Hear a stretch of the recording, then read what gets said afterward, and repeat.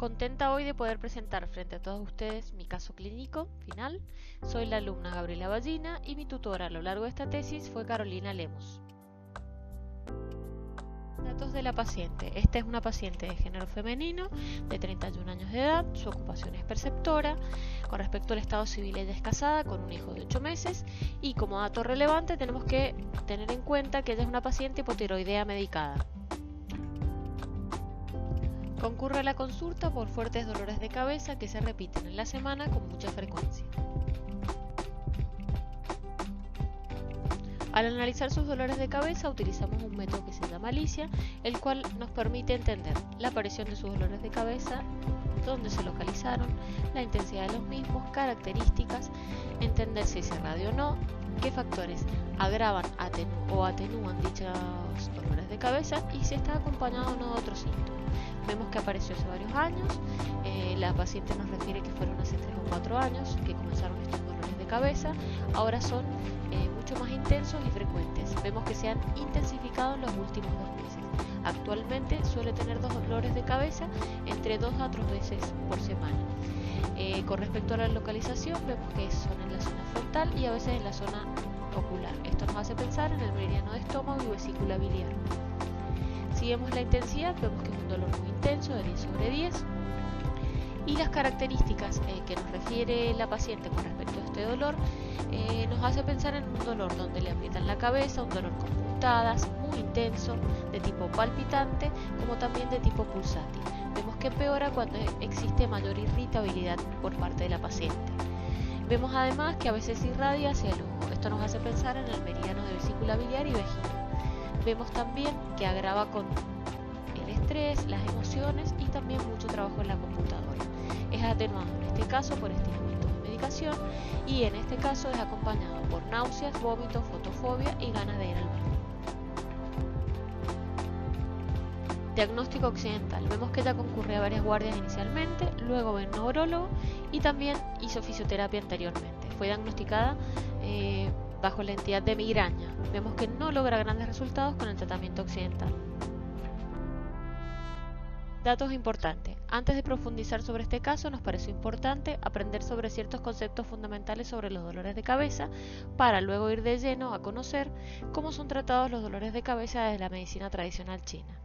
Vemos que a nivel mundial las cefaleas han sido subestimadas, se las conoce mal y no reciben el tratamiento adecuado en general.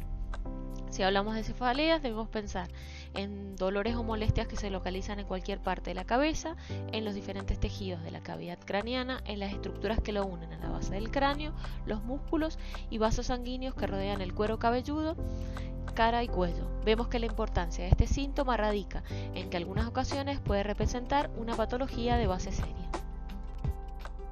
Para interrogar al paciente debemos tener en cuenta los siguientes datos. Por un lado, la edad de inicio, vemos que puede darse desde edades muy tempranas. Tener en cuenta asimismo la historia familiar y personal del paciente. Puede haber una predisposición familiar a sufrir cefaleas. Vemos que también tenemos que tener en cuenta el modo de presentación. Puede ser un cuadro agudo, crónico, subagudo. Cuán intenso es este dolor. Hay dolores leves, moderados o incluso algunos que son incapacitantes. Dónde se localiza este dolor de cabeza. Puede ser a nivel de cualquier zona de la región de la cabeza. Tener en cuenta la duración y frecuencia de los mismos. Vemos que algunas cefaleas incluso pueden llegar a durar 7 días. ¿Qué factores precipitan o agravan dichos dolores de cabeza? Si se asocian a otros síntomas. ¿Qué experiencias terapéuticas previas ha tenido, ya sean positivas o negativas? Si la persona se ha automedicado, con qué tipo de drogas y medicamentos. Y después tenemos que tener en cuenta también estudios diagnósticos previos, la situación anímica del paciente y también motivo por el cual consulta en este momento concreto. Cefaleas que pueden causar preocupación. Vemos que algunas cefaleas no deben desatenderse y requieren actuar de inmediato. Frente a signos como fiebre, hipertensión arterial severa, cuando los estados de conciencia estén alterados, signos meningios, edema papila o signos neurológicos focales, debemos actuar de inmediato.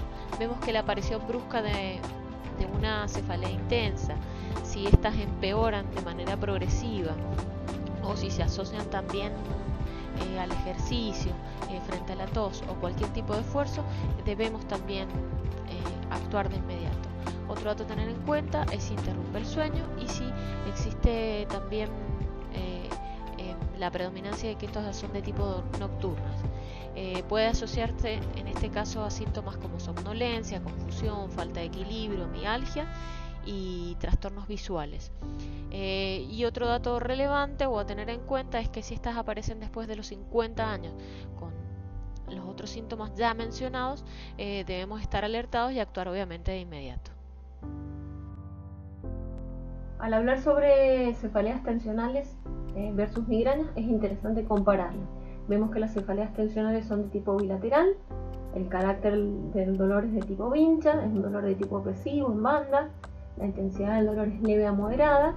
Con respecto a su duración, vemos que las cefaleas tensionales son variables, pueden durar entre 30 minutos o en casos severos o extremos llegar a 7 días la duración de este dolor. No empeoran con la actividad física, no existe aura, no hay tampoco ni náuseas ni vómitos, pero puede sí molestar tanto la luz como el sonido.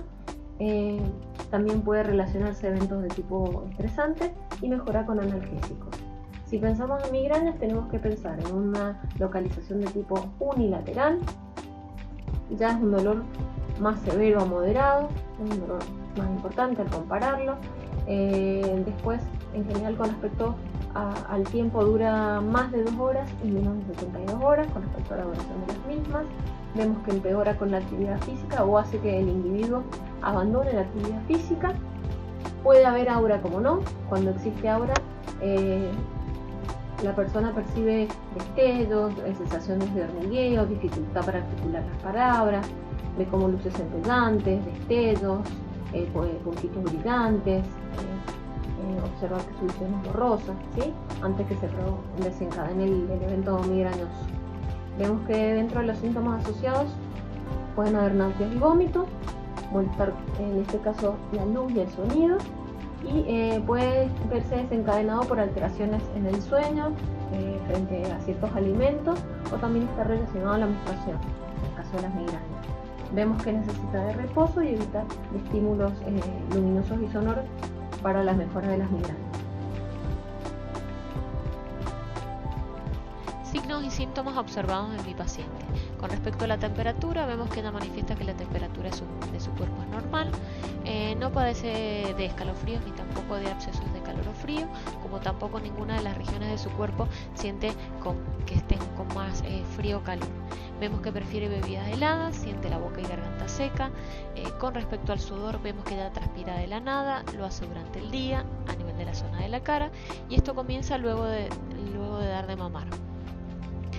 Vemos que duerme bien, pocas horas por tener que dar de mamar, y le gustaría poder dormir más. Vemos que se despierta con cansancio. Con respecto al Shen, vemos que 2 emociones predominan. Por un lado, la rumia mental o sobrepensamiento, el hecho de dar vuelta a las cosas, y además en esta paciente se irrita fácilmente. Vemos que a nivel respiratorio la paciente tuvo COVID, ella logra recuperarse completamente, no afecta ni sus pulmones ni su corazón dicho síndrome. Vemos que no fuma y tampoco sufre de resfriado frecuentemente. Vemos que al toser o estornudar, esto se acompaña de leve incontinencia. Si analizamos su aparato cardiovascular, ella tiene arañitas en miembros inferiores y una presión arterial normal. Vemos que a nivel digestivo es de buen apetito, tiene mucha sed y hay distensión abdominal luego de comer. Vemos que su alimentación es variada y balanceada. Si vemos su orina, vemos que esta es clara, es normal y no se despierta por las noches para ir al baño. Con respecto a las heces, vemos que alterna heces formadas y a veces lo hace con heces pastosas o blandas. Va todos los días al baño, una vez por día. Vemos que a nivel urinario ella tuvo cálculos que se fueron con medicación y también una incontinencia urinaria luego de dar a luz. Esta es una incontinencia de esfuerzos. Vemos que esto se relaciona con la pérdida involuntaria de orina al toser, reír, estornudar, correr o levantar objetos pesados. Vemos que a nivel ginecológico su menstruación es regular, antes y durante la misma tiene molestias, pierde mucha sangre con coágulos y también hay irritabilidad premenstrual. Su parto fue normal, fisura bolsa a las 34 semanas y tuvo un hijo de 8 meses. Con respecto a sus articulaciones y huesos, vemos que es una paciente que ha tenido muchas caries y la necesidad de hacerse un implante. A veces manifiesta dolor torso lumbar. Si Si vemos sus tendones, sufre un esguince en tobillo y a nivel muscular, en ciertas ocasiones sufre tensión en el cuello, como también dolor dorso-lumbar. Si vemos su piel y anexos, tenemos la presencia de uñas quebradizas, piel seca, poco cabello y un ligero rubor malar. Al analizar las aperturas que tienen que ver con los 5 sentidos, vemos que a nivel tanto auditivo como a nivel del habla, del gusto y el olfato son normales, no hay ningún tipo de particularidad a destacar, y a nivel de la vista en ciertas ocasiones ve mosquitas volantes. Dentro de los antecedentes familiares y personales a destacar de esta paciente, tenemos que tener en cuenta que a nivel familiar hay hipotiroidismo, también hubo la presencia de diabetes y cáncer. Y con respecto a antecedentes personales, podemos mencionar que la paciente sufrió de paperas, varicela y cirugías para extraer las muelas del juicio. Al observar la lengua de la paciente, observamos una lengua de tipo gruesa, hinchada, algo temblorosa. También presentaba una grieta en zona de pulmón, como también un hundimiento en la zona de vaso-estómago, y a nivel de los laterales observamos que esta era dentada. Con respecto a su color, era roja, sobre todo lo era en bordes, y tampoco presentaba saburra. Con respecto a su pulso, vemos que el pulso desde la medicina tradicional china se toma a nivel de ambas arterias radiales. El pulso derecho vemos que es un pulso de tipo ascendente, que se palpó de medio a profundo. Si vemos la frecuencia, este es rítmico y regular, presentó 73 latidos por minuto.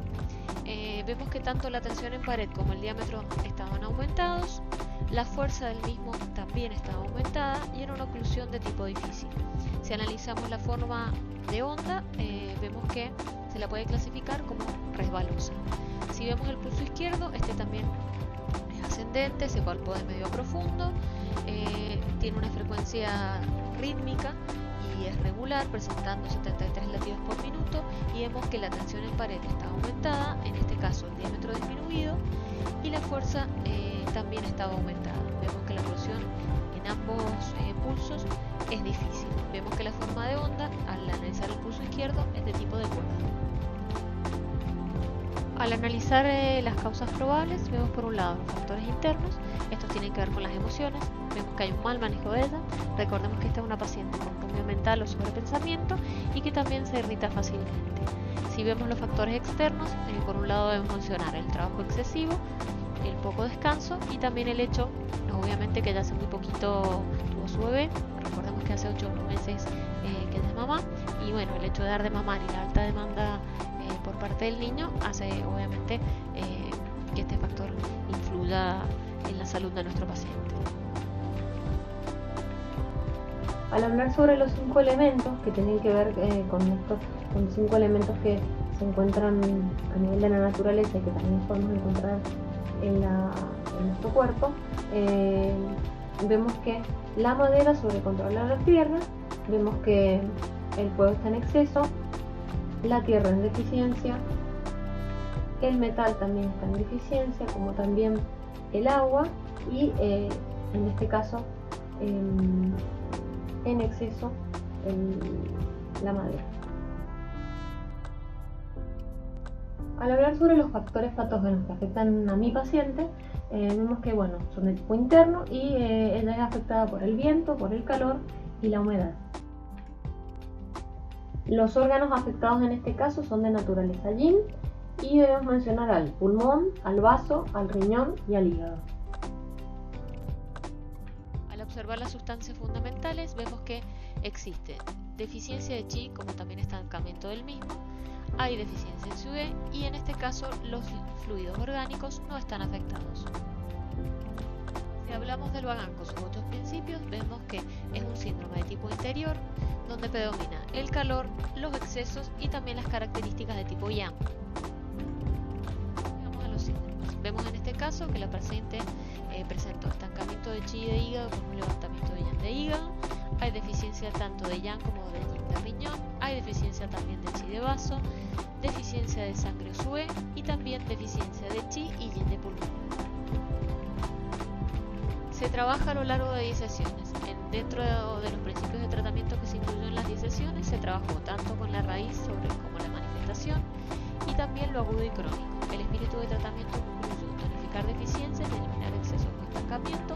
Se seleccionan puntos por síndrome, por función, teniendo en cuenta los síntomas e indicaciones de los puntos, y se trabajó con puntos locales y distales. Dentro de las manipulaciones generales se sedó el exceso trabajando en contra de la dirección del meridiano y se destapó al retirar la aguja. Vemos que al trabajar o tonificar las deficiencias se tonificó teniendo en cuenta la dirección del meridiano y tapando con un algodón la aguja al ser retirada. Respecto a la primera sesión de tratamiento, se trabajaron con los siguientes puntos: hígado 3 Otaichón, hígado 8 Otuchuan, con vesícula biliar 20 Ofenchi, con vesícula biliar 34 Yarlin-Chuan, con vaso 6 Yao, con riñón 3 Otaici. Después se utilizó también vaso 3 o Taibai y también estómago 36 o Susan Lee. La idea del tratamiento fue tonificar y eliminar. En este caso fue tonificar deficiencias, eliminar excesos de estancamientos. Se trabaja fundamentalmente en la raíz y se trabaja sobre un dolor crónico que se reagudiza. Vemos que la selección de puntos se hace por síndromes, por indicaciones de síntomas, y se utiliza tanto puntos locales como distales. Los métodos de punción incluidos incluyeron la punción desde distancia y también puntos de arriba para tratar abajo y viceversa. En las sesiones siguientes se trabajaron con distintos puntos. Vemos que los puntos repiten ya que tienen las mismas indicaciones, funciones, y buscan en general o permitieron trabajar sobre la tonificación del vaso, el estómago, el riñón, el hígado, como también la sangre. Se buscó nutrir el yin, eliminar el viento, someter el yang de hígado, favorecer la libre circulación del chi de hígado, tonificar el yin y yang de riñón y también regular el yuan yin, como calmar la mente. La idea era poder volver a reequilibrar a la paciente desde un punto de vista energético para que, por un lado, se trabajara sobre lo crónico que tiene la paciente y obviamente también sobre la manifestación, que en este caso fueron sus dolores de cabeza. Con respecto a la evolución del motivo de consulta, vemos que la paciente trabajó a lo largo de 10 sesiones y vemos cómo fue cambiando el dolor de cabeza. En la primera sesión sintió un alivio intenso, luego de la primera sesión de tratamiento.